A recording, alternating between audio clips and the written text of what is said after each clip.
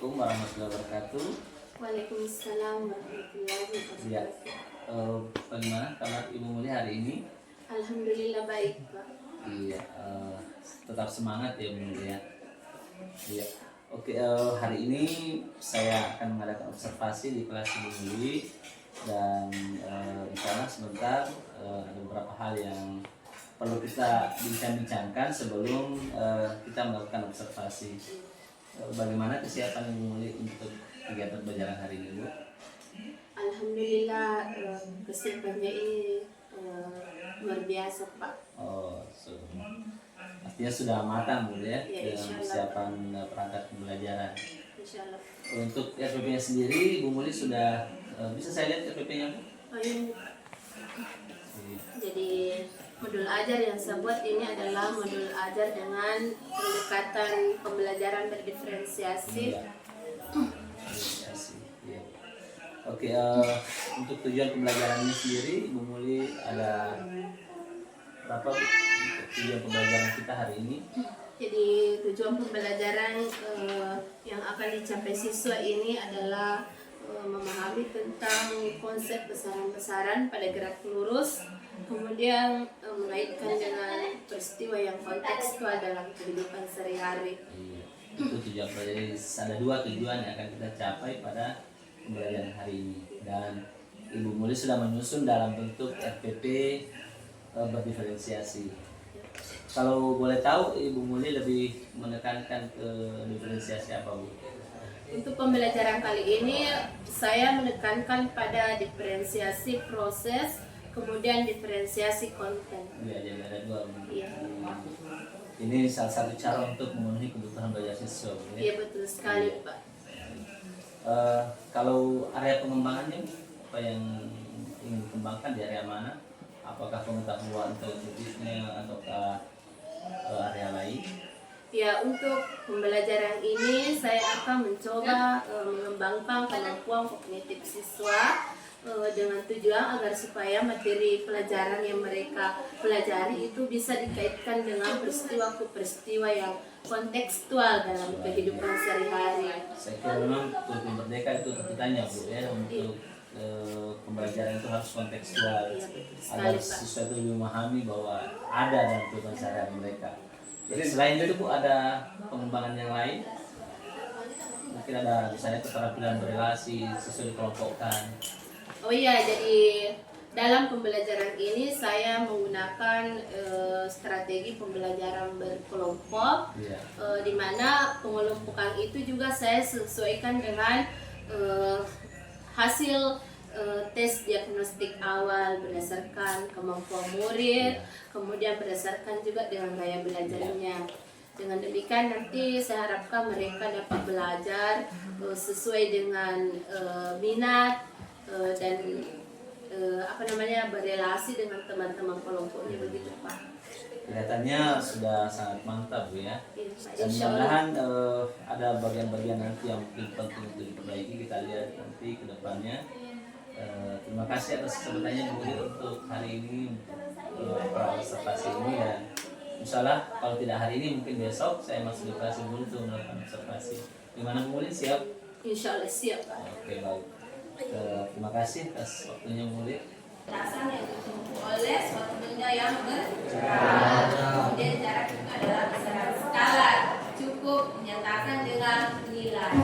Ada yang masih ingat apa itu perpindahan? Perpindahan merupakan perubahan posisi atau kedudukan suatu benda selama waktu tertentu. Perpindahan merupakan besaran vektor, artinya perpindahan memiliki nilai dan memperhatikan arah dalam benda. Ya, kalian juga sudah memahami bahwa suatu benda yang bergerak itu mengalami perpindahan. Di mana menentukan perpindahan yaitu dengan mengukur posisi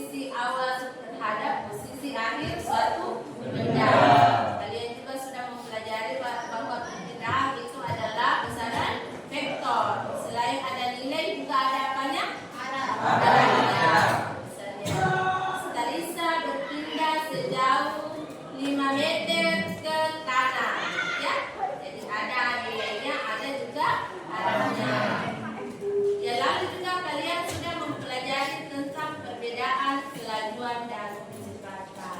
Siapa yang bisa menjelaskan apa itu kelajuan atau bagaimana menghitung kelajuan suatu benda yang bergerak?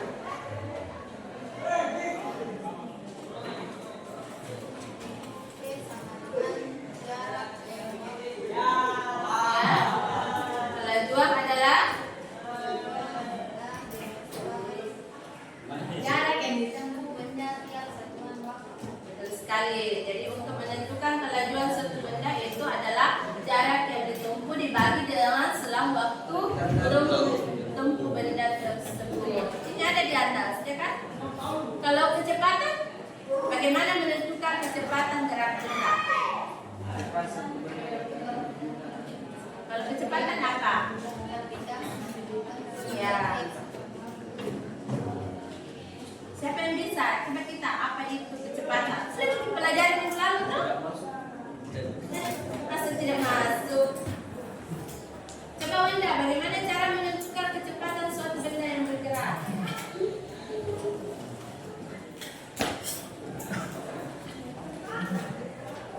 Sudah dulu.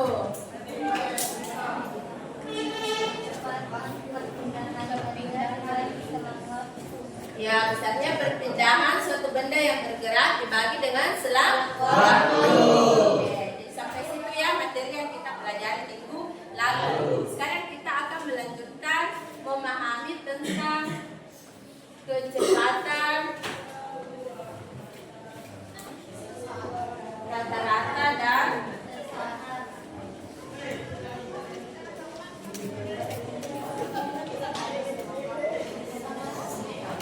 yang kedua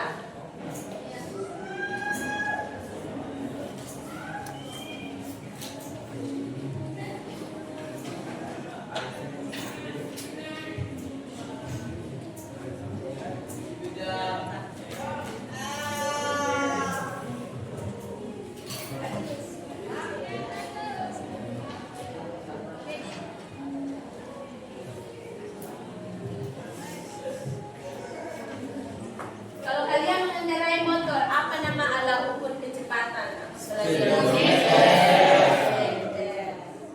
Ya, speedometer itu tentunya ditunjukkan dengan skala ya, atau menunjukkan jalur. Apakah sepanjang kalian mengendarai motor, speedometer kalian itu menunjukkan angka yang sama? Lalu bagaimana keadaan speedometer kalian? Coba ini kita, bagaimana kalau misalnya kita naik motor, kita perhatikan penunjukan speedometernya. Kita bilang tadi selalu bergerak. Kenapa kira-kira bisa seperti itu?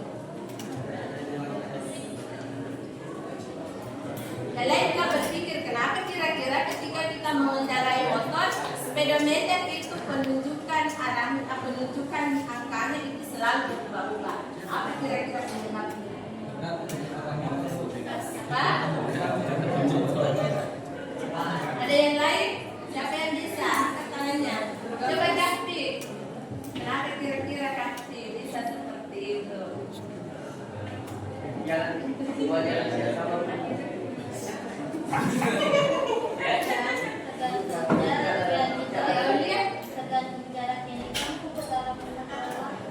Saya tanya dulu, apa sih kegunaan speedometer pada motor kalian itu? Mengukur kecepatan motor kalian, mengukur kecepatan. Jadi kalau misalnya jarumnya tidak sama, artinya apa itu? Artinya kecepatan kalian mengendarai motor itu berbeda. Kadang bertambah, kadang berkurang. Makanya kita bisa menyimpulkan bahwa ketika suatu benda bergerak, kecepatannya itu tidak selalu konstan atau tetap. Ya, kecepatannya itu selalu berubah-ubah. Makanya kita harus memahami konsep kecepatan rata-rata dan kelajuan rata-rata. Sama aja kalau misalnya kita belajar kimia, belajar fisika di kelas 11 F3, ada namanya nilai rata-rata fisika kelas 11 F3. Gitu? Kenapa ada rata-ratanya? Karena nilainya itu tidak sama. Ada bukunya nilai 90, ada caranya menentukan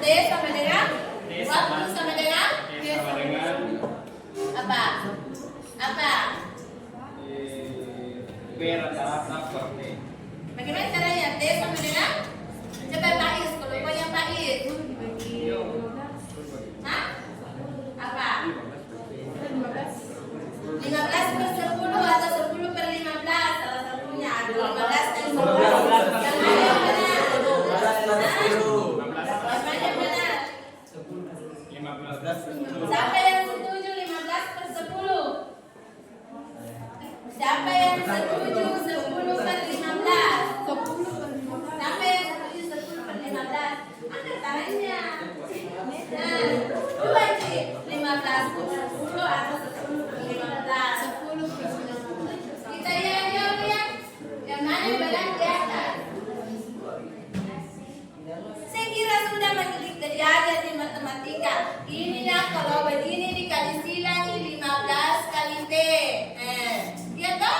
Sama dengan 10. Atau kalau dibalik T sama dengan 10 dibagi 15. Nah, mati nih kilometernya di sini. Jadi sisa jam. Berapa itu 10 bagi 15? 0,6.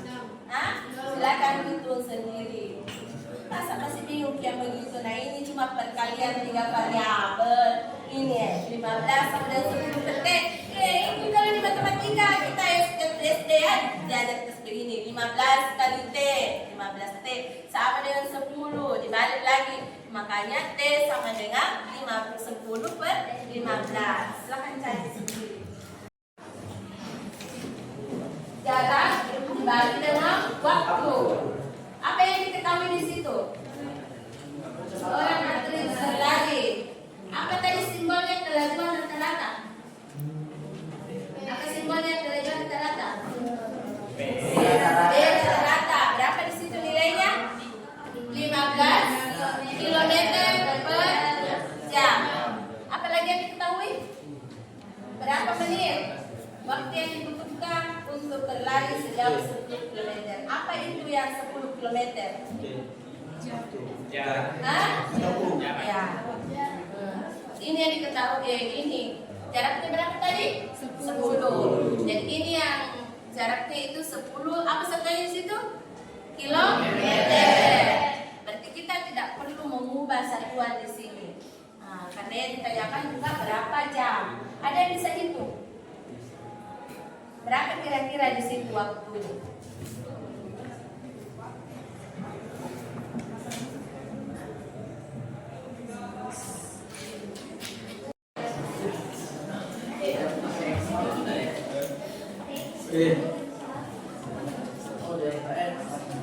Berapa siapa yang tahu berapa kecepatan rata-ratanya? Kecepatan apa tadi? Bagaimana bentukan kecepatan rata-rata? Perpindahan dibagi selang waktu. Berapa perpindahannya? Selang waktunya 4. Berapa minta 0 dibagi 0?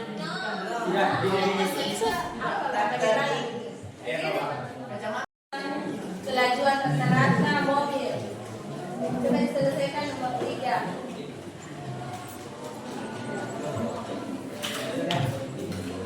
Berapa ini? Kerjakan itu soal nomor 3 dengan nomor 4. Kalau nomor 3 itu menentukan kelajuan rata-rata mobil yang bergerak dari kota A ke kota B. Kalau nomor 4 itu kecepatan rata-rata. Coba dikerjakan itu. Ini yang diri Pak Is. A. Pada pukul 8 menuju kota B. Setelah sampai di kota B, mobil kembali lagi ke kota A dan sampai pada pukul 12. Jarak kota A dan kota B 50 km. Berapakah jarak tempuh, perpindahan dan kelajuan rata-ratanya? Ditambah di situ soalnya kecepatan rata-rata.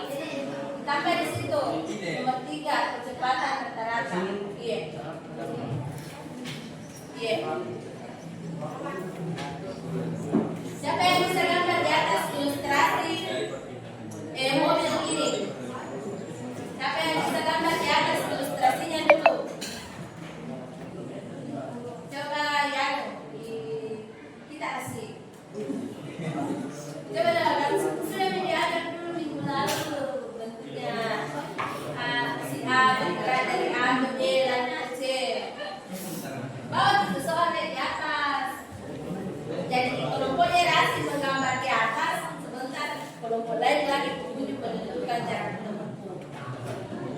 Saya bisa baca sih.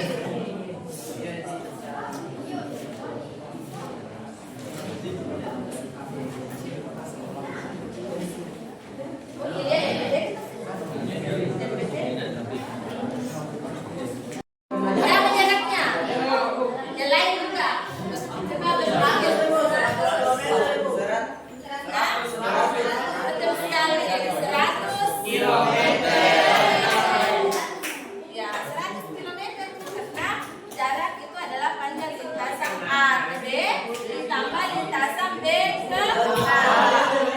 Kelompoknya lagi Indra, berapa besarnya berpindah? Berapa besarnya berpindah?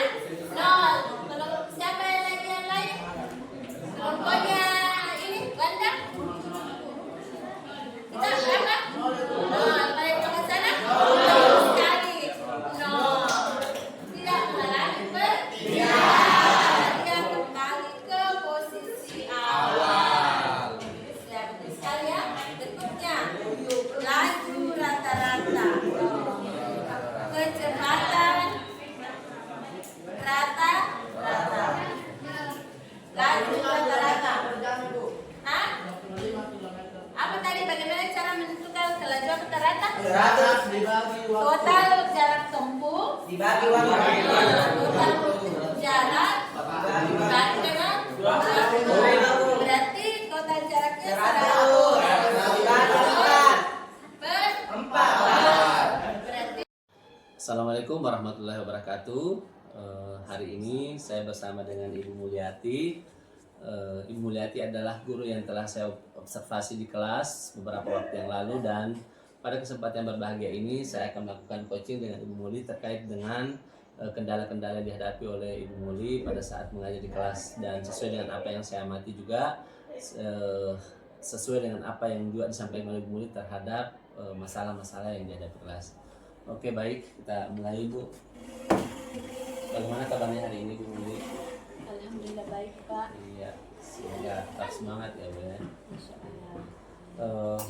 Pada beberapa waktu yang lalu saya sudah melakukan observasi di kelas Ibu Muli, dan dengan senang hati Ibu Muli juga meminta kepada saya untuk menerima saya dalam observasi itu dan untuk mengamati apa-apa yang terjadi kendala dalam kelas sesuai dengan apa yang telah Ibu sampaikan di awal praobservasi dulu.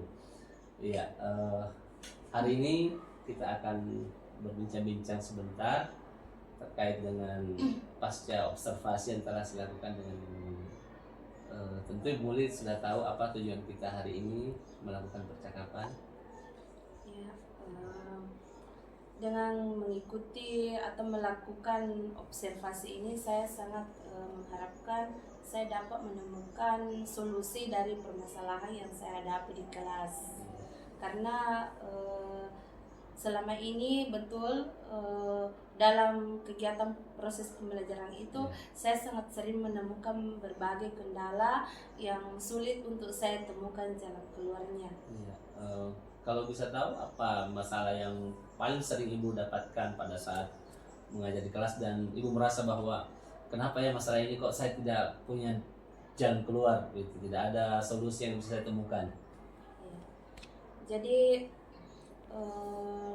ada dua hal yang menjadi permasalahan utama yang saya sering temukan ketika saya mengajar di kelas. Yang pertama itu saya menemukan ada beberapa murid yang memiliki minat atau motivasi belajar yang rendah. Itu terlihat ketika mereka mengikuti pembelajaran, mereka itu kurang aktif, kurang antusias pada saat mengikuti proses pembelajaran. Bahkan ketika mereka diharapkan untuk berdiskusi secara aktif di kelompoknya masing-masing, mereka itu cenderung diam, kurang antusias. Seperti itu. Kemudian permasalahan yang kedua yang saya temukan itu terkait dengan numerasi pemahaman murid itu sangat rendah. Jadi ketika saya mau mengintegrasikan atau memasukkan konsep-konsep matematika, bahkan dasar-dasarnya itu di pelajaran saya fisika. Itu saya merasa kesulitan. Jadi pada dasarnya ada dua, Bu Muli ya. Iya, Pak. Yang pertama, Ibu Muli sering menemukan yang merasa bahwa ini adalah masalah yang saya hadapi adalah siswa kurang aktif dalam belajar. Ada beberapa siswa, meskipun sebenarnya sebagian juga aktif, tapi keinginan kita sebagai guru bagaimana supaya seluruh siswa itu aktif, gitu ya. Dan apa yang Ibu Muli juga sampaikan, saya juga amati di kelas bahwa memang ada beberapa siswa yang kurang aktif dalam belajar. Yang kedua adalah, saya kira ini adalah kendala yang sering dihadapi oleh hampir semua guru yang memiliki materi berhitung ya, numerasi. Dan Ibu Muli sangat merasakan, sangat terganggu dengan kekurang mampuan siswa ini dalam bernumerasi, karena bagaimanapun fisika sangat umumnya didominasi oleh perhitungan. Oke, baik Bu Muli. Nah, selama ini Ibu Muli telah melakukan hal-hal apa dalam apa yang telah Ibu Muli lakukan untuk paling tidak bagaimana supaya itu bisa terantisipasi dan masalah itu? Iya, jadi setelah saya mengamati permasalahan-permasalahan tersebut yang sangat sering saya temukan di kelas, saya mencoba untuk menerapkan metode-metode pembelajaran yang lebih inovatif dengan harapan agar supaya murid-murid itu dapat lebih termotivasi untuk belajar. Antara lain itu saya mencoba menerapkan pembelajaran berdiferensiasi dengan harapan agar mereka itu dapat belajar sesuai dengan minat dan potensinya masing-masing. Kemudian yang kedua, saya juga mencoba menerapkan beberapa media-media pembelajaran inovatif seperti pemberian kuis. Kemudian saya juga menggunakan template-template menarik di Canva agar supaya harapan saya siswa-siswa ini bisa lebih tertarik untuk mengikuti proses pembelajaran.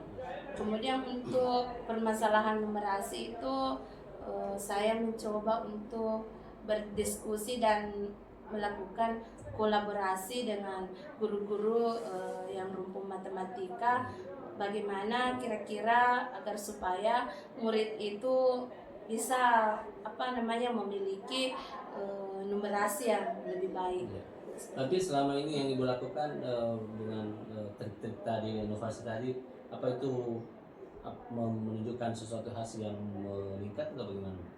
Ya, alhamdulillah setelah saya mencoba menerapkan hal tersebut sudah ada perubahan. Kemudian selanjutnya saya mencoba lagi pola baru yang diterapkan oleh teman-teman yang mengajar di guru penggerak. Ada itu salah satu pendekatan yang sangat menarik untuk saya coba terapkan, yaitu pendekatan sosial emosional. Jadi itu hal yang baru yang akan diterapkan ya, pendekatan sosial emosional itu. Iya, Pak. Iya. Selain itu Bu Muli melakukan apa lagi? Siapa tahu ada hal-hal yang mungkin saya mau misalnya berkolaborasi dengan guru ini yang mungkin cara mengajarnya menurut siswa itu kan kadang-kadang kita sering melakukan feedback kepada siswa bahwa menurut kalian siapa yang bagus, siapa yang Anda minati untuk mengajar. Iya. Ada enggak? Iya, Pak, jadi saya sering sharing dengan rekan-rekan guru, utamanya itu yang sudah mengikuti pendidikan guru penggerak. Saya sangat tertarik bagaimana mereka membuat proses pembelajaran di kelas itu menjadi lebih menyenangkan. Dan saya mencoba untuk belajar dan belajar terus untuk mengembangkan potensi saya di kelas. Bagaimana untuk bisa meningkatkan kualitas pembelajaran saya di kelas. Jadi intinya saya melakukan sharing dengan rekan-rekan guru penggerak bagaimana untuk meningkatkan semangat belajar murid di kelas. Jadi menurut Ibu Muli bahwa rekan-rekan guru penggerak itu punya potensi yang memang betul-betul berbeda dari yang lain Bu ya, yang ditunjukkan oleh rekan-rekan. Saya kira berarti sudah berhasil guru penggerak kita untuk memberikan satu praktik baik mungkin kepada Ibu Muli. Oke, baik. Kira-kira kapan Ibu Muli bisa laksanakan rencana-rencana yang Ibu anggap bahwa ini rencana yang akan berhasil atau membuat tadi prioritas itu lebih meningkat? Kapan Ibu bisa lakukan? Ya, insya Allah saya akan melaksanakan program-program unggulan ini di semua kelas yang saya ajarkan, Pak. Dengan harapan agar supaya kualitas pembelajaran bisa menjadi lebih baik lagi. Murid-murid itu bisa mendapatkan hasil pembelajaran yang lebih maksimal. Ya, secepatnya Bu ya. Iya, Pak, insya Allah. Dilakukan. Kira-kira siapa yang akan Ibu ajak untuk bekerja sama atau berkolaborasi dalam mewujudkan ini? Ya, saya sangat mengharapkan partisipasi dan kolaborasi dari rekan-rekan sejawat, utamanya yang serumpun dengan saya yang mengajar mata pelajaran fisika, yaitu Ibu Rol. Kemudian saya juga mengharapkan teman-teman lainnya juga bisa ikut berpartisipasi bagaimana agar supaya kita bisa meningkatkan mutu pendidikan yang ada di sekolah kita dengan memulai dari kelas yang kita ajar, meningkatkan proses pembelajaran, dan bagaimana kita mendorong siswa-siswa itu untuk lebih termotivasi untuk mengikuti proses pembelajaran dengan maksimal. Harapan Ibu mulai ke depan supaya bisa terwujud ini keinginan Ibu murid? Tentu saja harapan saya sangat mengharapkan rekan-rekan guru penggerak bisa membimbing kami ini untuk lebih baik lagi dalam pengelolaan di kelas, karena saya melihat selama ada program guru penggerak ini banyak sekali perubahan-perubahan yang kami rasakan di sekolah. Utamanya kami bisa melihat dan mencontoh bagaimana teman-teman guru penggerak itu mengelola kelas agar supaya itu proses pembelajaran lebih menarik dan menyenangkan kepada murid. Saya lihat mereka itu bukan mereka ya Pak, Bapak dan Ibu guru yang sudah mengikuti guru penggerak itu antusias menerapkan pembelajaran berbasis IT, dan itu sudah sejalan dengan perkembangan zaman bahwa murid itu senang dengan kemajuan iptek dan ya kemajuan teknologi. Ya, demikian harapan murid untuk ini ya, dan impian kita sebenarnya. Oke, baik, demikian tadi wawancara coaching saya dengan Ibu Mulyati, guru fisika yang pada dasarnya menghadapi dua masalah yang dihadapi pada saat ini, yaitu keaktifan siswa yang kurang sebagian besar, kemudian kemampuan numerasi, dan Ibu Mulyati sudah menemukan beberapa cara termasuk dari penerapan yang dilakukan oleh Bapak Ibu guru penggerak. Semoga guru penggerak bisa lebih menginspirasi dan memotivasi banyak guru yang lain. Demikian Bapak Ibu guru hebat, hasil coaching kami, dan terakhir saya ucapkan salam dan bahagia. Semoga langkah kita ke depan untuk kemajuan pendidikan bisa semakin sukses. Demikian, assalamualaikum warahmatullahi wabarakatuh.